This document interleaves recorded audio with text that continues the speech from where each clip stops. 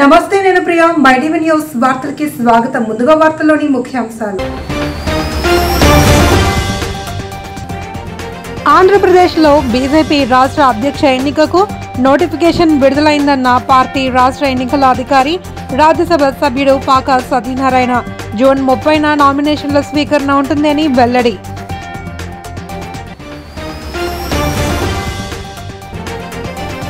విభజన హామీలను ప్రధాని మోదీ గాలికి వదిలేశారని పీసీసీ అధ్యక్షురాలు వైఎస్ షర్మిల కోనసీమ జిల్లా అమలాపురంలో ఆరోపణ జిల్లాల వారీగా కాంగ్రెస్ ను పటిష్టం చేస్తున్నామన్న పీసీసీ చీఫ్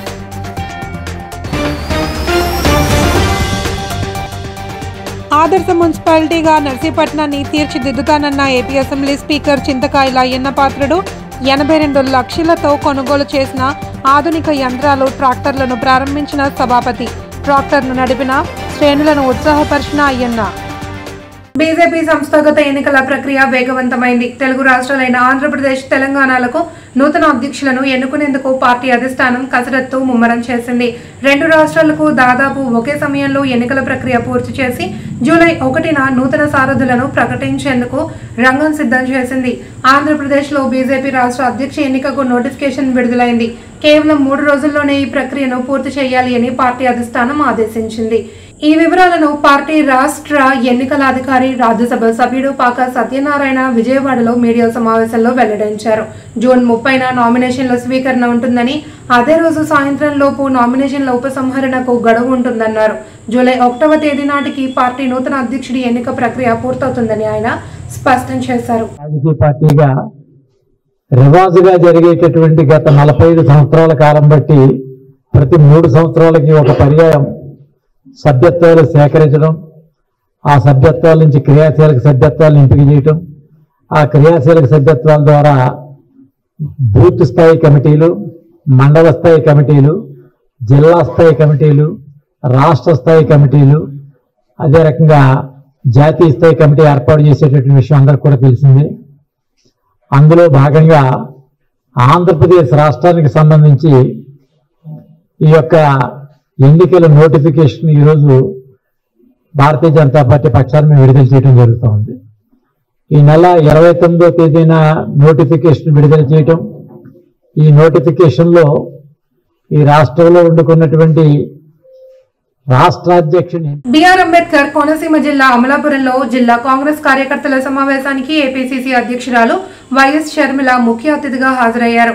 ఆమెతో పాటు సిడబ్ల్యూసీ సభ్యుడు గిడుగు రుద్రరాజు, కాంగ్రెస్ నాయకులు జంగా గౌతమ్, కేబీఆర్ నాయుడు పాల్గొన్నారు.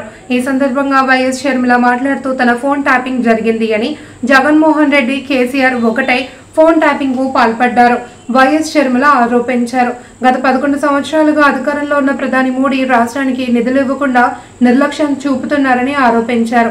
రాష్ట్ర విభజన జరిగి 11 ఏళ్లు అయినా రాష్ట్రానికి ప్రత్యేక హోదా, పోలవరం ప్రాజెక్ట్, రాజధాని రాయలసీమకు ప్రత్యేక ప్యాకేజ్ అమలు జరగలేదన్నారు. కాంగ్రెస్ పార్టీ బలోపేతం కోసం జిల్లాల పర్యటనలో జరిగే సమావేశాల్లో కార్యకర్తల అభిప్రాయాలు తెలుసుకుంటున్నట్లు తెలిపారు.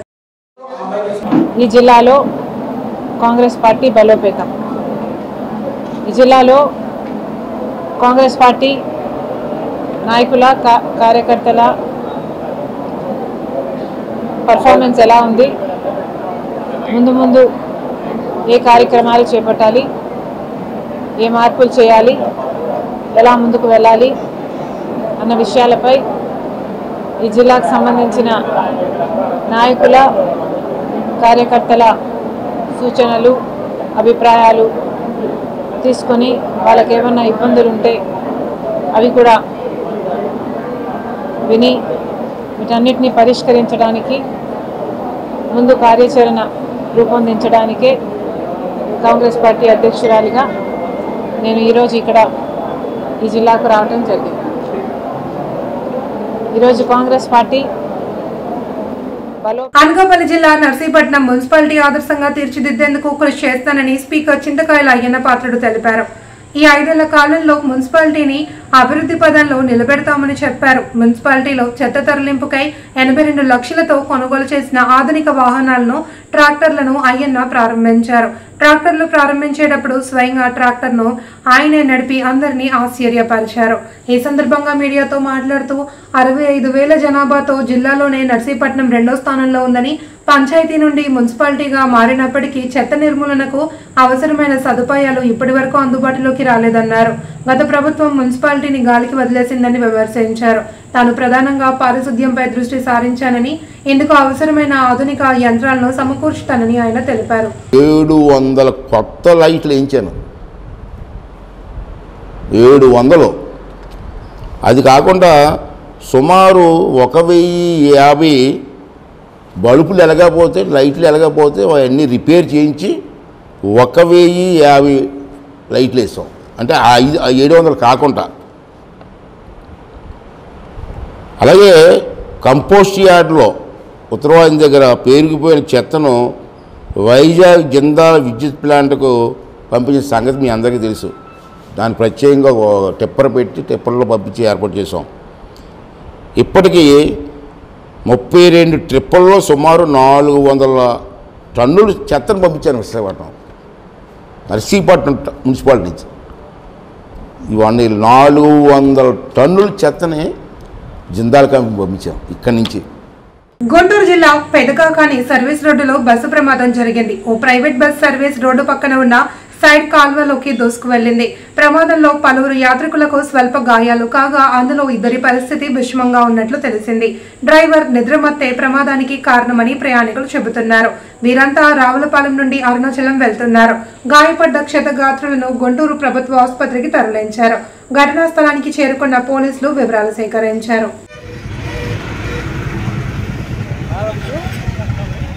ఎన్నికలకు ముందు ప్రజలకు ఇచ్చిన హామీలను అమలు చేసే వరకు ప్రభుత్వాన్ని నిలదీస్తూనే ఉంటామని వైఎస్ఆర్సీపీ మాజీ ఎమ్మెల్యే కాసు మహేష్ రెడ్డి స్పష్టం చేశారు. నర్సరావుపేటలోని క్యాంప్ కార్యాలయంలో మీడియాతో మాట్లాడుతూ ఏడాది కాలంగా ప్రభుత్వ వైఫల్యాలను ప్రశ్నిస్తూ ఉంటే తట్టుకోలేక వైఎస్ఆర్సీపీ నేతలను తప్పుడు కేసులతో భయపెట్టాలి అని కూటమి ప్రభుత్వం చూస్తోంది అని ఆగ్రహం వ్యక్తం చేశారు. ప్రభుత్వం మెడలు వంచైనా సరే ప్రజలకు హామీ ఇచ్చి ప్రతి పథకాన్ని అమలు చేసేలా బాధ్యత ప్రతిపక్షంగా వైఎస్ఆర్సీపీపై ఉందని అన్నారు. విశ్లేషించారు. చంద్రబాబు నాయుడు గారు ఓడిపోతే 2-3 సంవత్సరాలు పట్టింది మళ్ళీ కలుపుకొని మళ్ళీ రాజకీయాలు చేయడానికి. అక్కడ కేసీఆర్ గారికి 1.5 సంవత్సరం పట్టింది. జగన్మోహన్ రెడ్డి గారు ఏంటి 6 నెలల్లోనే బయటకు వచ్చాడు, ప్రజల కొరకు పోరాటం చేస్తున్నాడు అంటున్నారు. అదేమన్నా తప్ప? మాకు అర్థం కావట్లే. ఈ రోజున ఓడిపోయాం కాబట్టి కుంగిపోవాలా?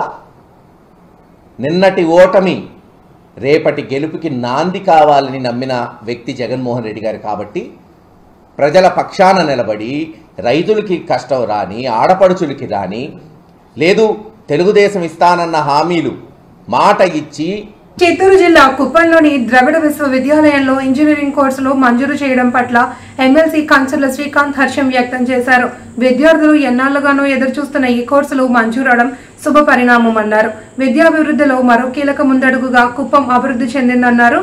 ఈ సందర్భంగా ముఖ్యమంత్రి నారా చంద్రబాబు, విద్యాశాఖ మంత్రి లోకేష్లకు కుప్పం ప్రజల తరపున హృదయపూర్వక ధన్యవాదాలు తెలియజేశారు. గ్రామాన స్కూల్స్ కావచ్చు, మండల హెడ్ క్వార్టర్లో జూనియర్ కాలేజీలు, డిగ్రీ కాలేజీలు కావచ్చు, ఎన్నో విద్యా సంస్థలు తీసుకొచ్చి చంద్రబాబు నాయుడు గారు ఏ విధంగా విద్యారంగాన్ని కుప్పం నియోజకవర్గంలో అభివృద్ధి చేసి ఎంతో మంది బిడ్డలకి బంగారు భవిష్యత్తుని అందించారు. ఈరోజు మరింత గొప్ప ఆలోచనతోటి మన ద్రవిడియన్ యూనివర్సిటీలో ఇంజనీరింగ్ కళాశాలని మంజూరు చేశారు గౌరవ ముఖ్యమంత్రి వర్యులు, అలాగే గౌరవ విద్యాశాఖ మంత్రి వర్యులు నారా లోకేష్ గారు ఇద్దరు. వారిద్దరికి మనస్ఫూర్తిగా కుప్పం నియోజకవర్గ ప్రజల తరపున ధన్యవాదాలు తెలియజేస్తున్నాను. ఎందుకంటే ఈ గ్రామీణ ప్రాంతంలో కుప్పం లాంటి ప్రాంతాన్ని ఒక మోడల్ నియోజకవర్గం కింద, అలాగే ఒక దేశంలోనే ఒక అద్భుతమైన ప్రగతి సాధించేటటువంటి నియోజకవర్గం కింద పిఠాపురాన్ని మహానగరంగా తీర్చిదిద్దడానికి రాష్ట్ర ఉప ముఖ్యమంత్రి, పిఠాపురం ఎమ్మెల్యే కొణిదెల పవన్ కళ్యాణ్ ప్రణాళిక సిద్ధం చేశారని రాష్ట్ర టిడ్కో కార్పొరేషన్ చైర్మన్ వేములపాటి అజయ్ కుమార్ తెలిపారు. కాకినాడ జిల్లా పిఠాపురం పాదగయ క్షేత్రాన్ని శ్రీపాద శ్రీవల్లభ మహాసంస్థానాన్ని అజయ్ కుమార్ కుటుంబ సమేతంగా సందర్శించారు. ముందుగా కుకుటేశ్వర స్వామివారిని, రాజరాజేశ్వరి అమ్మవారిని, దత్తాత్రేయ స్వామిని, పురోహతిక అమ్మవారిని దంపతులు దర్శించుకుని ప్రత్యేక పూజలు నిర్వహించారు. అనంతరం శ్రీపాద వల్లభ మహాసంస్థానాన్ని సందర్శించారు. ఈ సందర్భంగా వారిని వేద పండితులు ఘనంగా సత్కరించారు.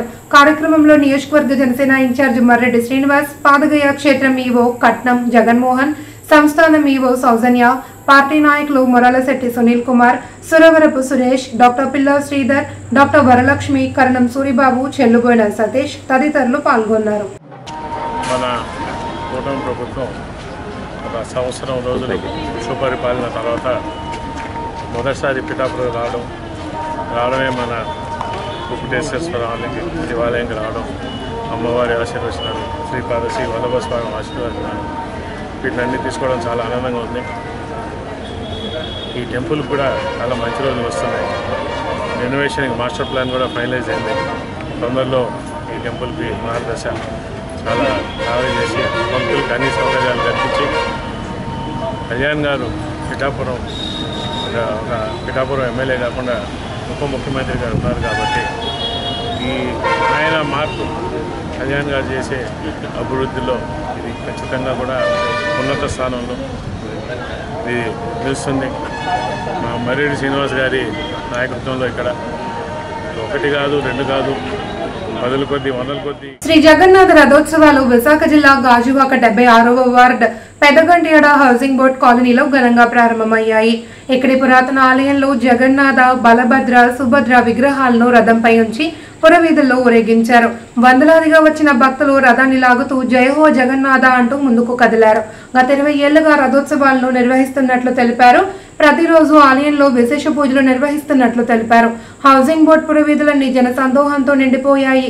ఆలయ అధ్యక్షుడు ప్రమోద్ కుమార్ సారంగి నిర్వహణలో విస్తృత ఏర్పాట్లు చేశారు.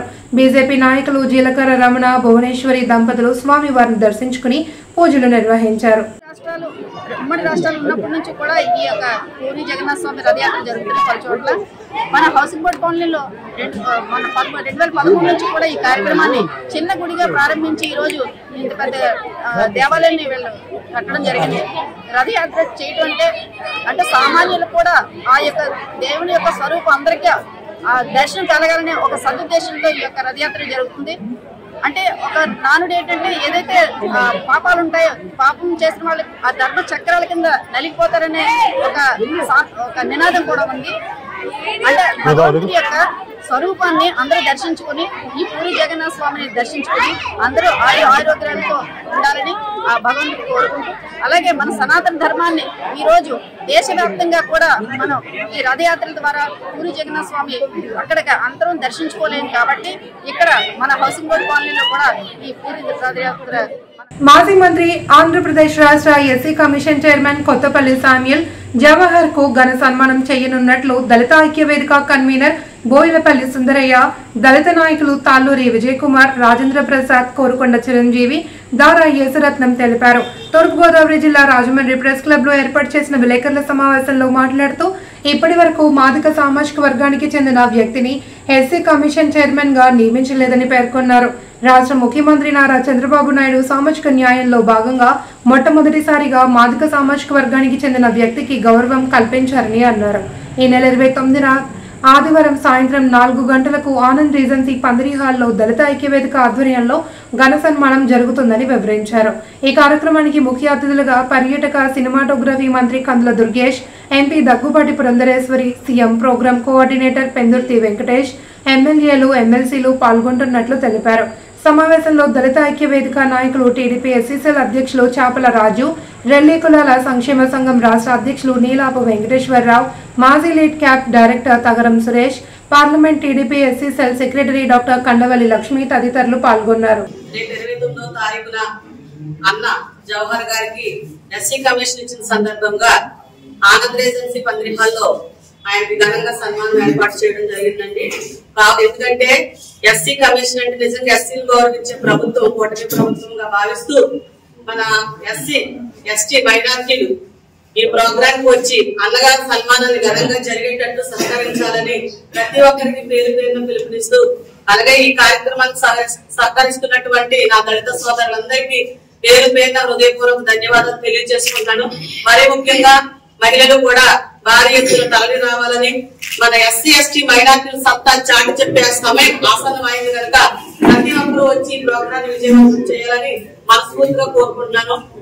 ప్రభుత్వాన్ని తెలియజేయడానికి, ప్రభుత్వాన్ని ఒక జవాబుదారీగా చేయడానికి దీని ఉద్దేశం. కాబట్టి మేము ఆయనకు ఒకసారి మరలాగా పునరాంకితం అయ్యేటట్లు సమాజంలో ఉన్న మూల స్తంభాల్లో రెండో స్తంభమైన జ్యుడిషియరీ పవర్ ఆయనకు వచ్చింది. కాబట్టి మా వంతుగా ముఖ్యంగా కోర్టుల కన్నా ముఖ్యంగా చిత్తూరు జిల్లా కుప్పం మున్సిపాలిటీ పరిధిలో 3వ వార్డు బైరుగానిపల్లి ఎంపీపీ స్కూల్లో పిల్లలచే ఉపాధ్యాయులు పనులు చేపిస్తున్నారన్న వార్త ప్రచార మాధ్యమాల్లో వెలుగులోకి రావడంతో హుటాహుటిన అధికారులు తరలి వెళ్లి విచారణ జరిపారు.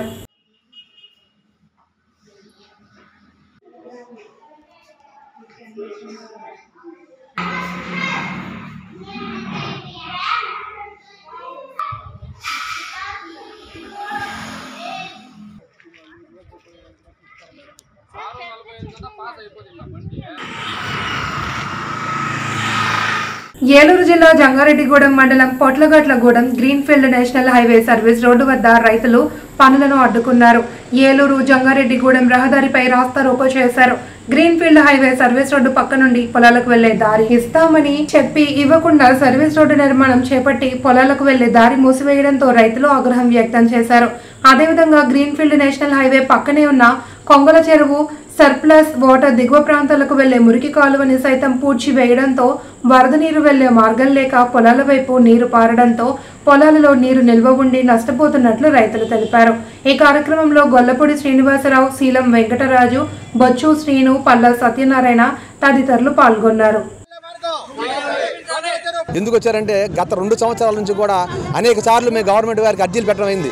పొట్లగట్టడంలో కొంగల చెరువు బైవర్స్లో వాటర్ మురికి నీరు వెళ్ళడానికి దారి లేదు అని కలెక్టర్ ఆఫీస్లోను ఎండి ఆఫీస్లో 3 సంవత్సరాలు పెట్టి దానికి ఇవాళ పరిష్కారం లేదు. ఈ రోజున నిన్నటిదాకా దారి వెళ్ళిచ్చారు గ్రీన్ఫీల్డ్ హైవే వాళ్ళు. ఆ పూర్వకాలం మా తాతల నుంచి కూడా 300-500 ఎకరాల దారికి ఆ పక్క ఈ పక్క వెళ్ళకోకుండా వాళ్ళు మూసేశారు. కానీ ఈ రైతులందరూ ఏ రకంగా వ్యవసాయం చేయాలి అనే ఆలోచన కూడా బెంబేలుపడి ఇదే కానీ దారి ఇప్పించకపోతే మేమందరం కూడా వ్యవసాయాలు చేయమని మా రైతులందరూ కూడా ముక్తకంఠతో చెప్తున్నారు. మేము ఒరి నాట్లు నాటము, మేము ఏమైనా సరే మాకు ఈ దారి కావాలి అని మా రైతులందరూ కోరటం వల్ల మేము ఈరోజు రావడం అయింది. మరి ప్రభుత్వం వారు దీన్ని గారు గ్రీన్ఫీల్డ్ హైవే వాళ్ళు కానీ పీడీ గారు కానీ వచ్చి పరిష్కారం చేయాలి. లేకపోతే అనేక సార్లు మా పంటకాలలో ఇదివరకట్లాగా కాదు, రోజు వర్షాలు కుడుతున్నాయి. మాకు పైన ఎర్రకాల రిజర్వేర్ ఉంది. కొంగల చెరువు నుండి 3 నెలల్లో బైవర్స్ వెళ్తుంది. ఆ నీరు కూడా బైవర్స్ నీరు పంట పొలాల మీద వెళ్ళి మునిగిపోయి వెళ్తున్నాయి. మరి ఆ పంటలో మందు వేసిన వన్ను కావు. మరి అంటే మాకు ఈ బైవర్స్ ఒకటి దారిలో ఇప్పించాలని మేము కోరుకుంటున్నాం. రవాణా వాహనాల ఫిట్నెస్ ప్రైవేటీకరణకు నిరసనగా జూలై 1వ తేదీన రవాణా వాహనాల బంద్ కు పిలుపునిచ్చిన నేపథ్యంలో రాజమండ్రిలో రవాణా వాహనాల జాయింట్ యాక్షన్ కమిటీ ఆధ్వర్యంలో అఖిలపక్ష నేతలు సమావేశమయ్యారు. ముఖ్య అతిథులుగా మాజీ ఎంపీ ఉండవల్లి అరుణ్ కుమార్, మార్గని భరత్లు పాల్గొన్నారు. జేఏసీ కన్వీనర్లు ఐఎన్టీయూసీ జిల్లా అధ్యక్షుడు వాసంశెట్టి గంగాధర్, మాజీ డిప్యూటీ మేయర్ బాక్స్ ప్రసాద్ నేతృత్వంలో సమావేశం జరిగింది.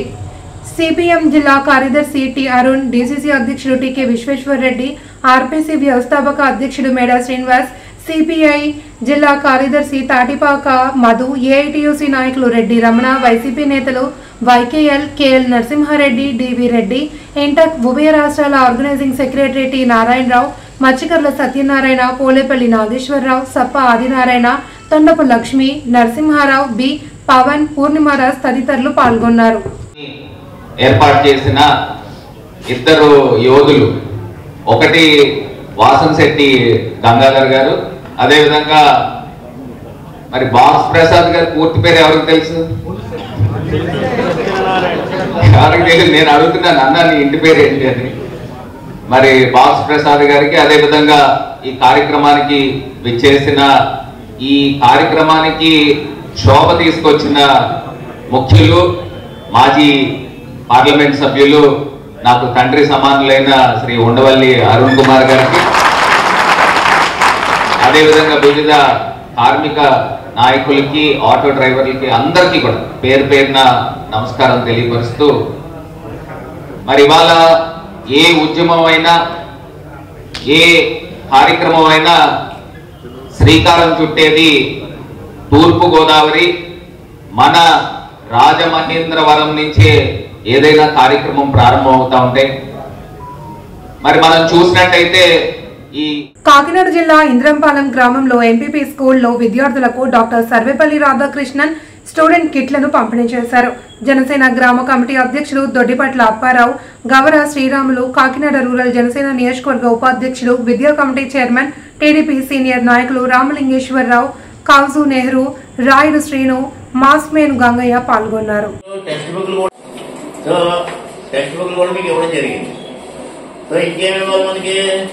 బ్యాగ్ ఇవ్వాలి. ఈ టెక్స్ట్ బుక్లు పెట్టుకునే బ్యాగ్ ఉండాలి కదా. సో బ్యాగ్ కూడా మంచి క్వాలిటీతో మీకు మంచి బ్యాగ్ కూడా తయారు చేసి ఇవ్వడం జరుగుతుంది. సో ఈ బ్యాగ్ కి లోపల బార్ కోడింగ్ ఉంటుంది. చెప్పానా కోడ్ ఎందుకు వేసుకోవాలని చెప్పాను నేను. మీ టెక్స్ట్ బుక్ లో దీని కోడ్ మరియు బెల్ట్ యొక్క కోడ్, 2 కోడ్లు కూడా మీ టెక్స్ట్ బుక్ లో. గత వైసీపీ ప్రభుత్వంలో చంద్రబాబు, పవన్ కళ్యాణ్, నారా లోకేష్ లను రాష్ట్రంలో ఏ పర్యటన చేయకుండా ఆంక్షలు విధించి నిర్బంధాలకు గురి చేశారని, నేడు కూటమి ప్రభుత్వంలో రాజకీయాలకు అతీతంగా అందరికీ స్వేచ్ఛనిస్తూ ఉంటే వైఎస్ఆర్ కాంగ్రెస్ పార్టీ నేత బొత్స సత్యనారాయణ రాష్ట్రంలో నాయకులకు రక్షణ లేదు అని రాష్ట్ర గవర్నర్ ను కలవడం విడ్డూరంగా ఉందని రాష్ట్ర తెలుగుదేశం పార్టీ అధికార ప్రతినిధి పిఠాపురం మాజీ ఎమ్మెల్యే వర్మ విమర్శించారు. పార్టీ కార్యాలయంలో నాయకులతో కలిసి ఆయన మీడియా సమావేశం ఏర్పాటు చేశారు. ఈ సందర్భంగా వర్మ మీడియాతో మాట్లాడుతూ జగన్మోహన్ రెడ్డి, బొత్స సత్యనారాయణలపై తీవ్ర స్థాయిలో మండిపడ్డారు. సమావేశంలో కొండపూడి ప్రకాష్, కొర్రప్రోలు సీను, నల్లా సీను, మొల్లి నాగమరెడ్డి రాజు, సురవరపు సుబ్బారావు తదితరులు పాల్గొన్నారు.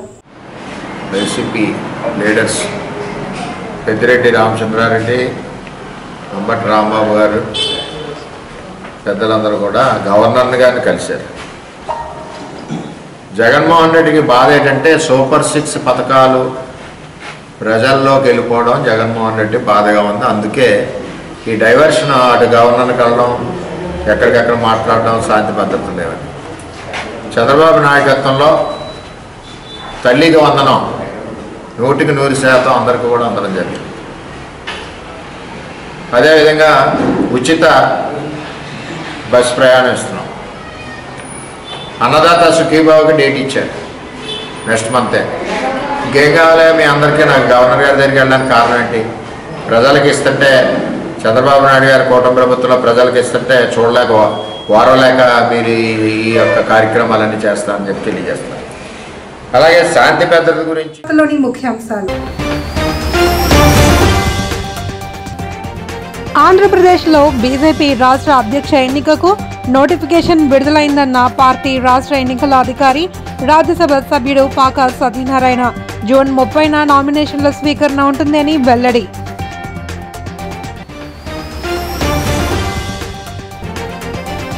విభజన హామీలను ప్రధాని మోదీ గాలికి వదిలేశారని పీసీసీ అధ్యక్షురాలు వైఎస్ షర్మిల. కోనసీమ జిల్లా అమలాపురంలో ఆరోపణ. జిల్లాల వారీగా కాంగ్రెస్ ను పటిష్టం చేస్తున్నామన్న పీసీసీ చీఫ్.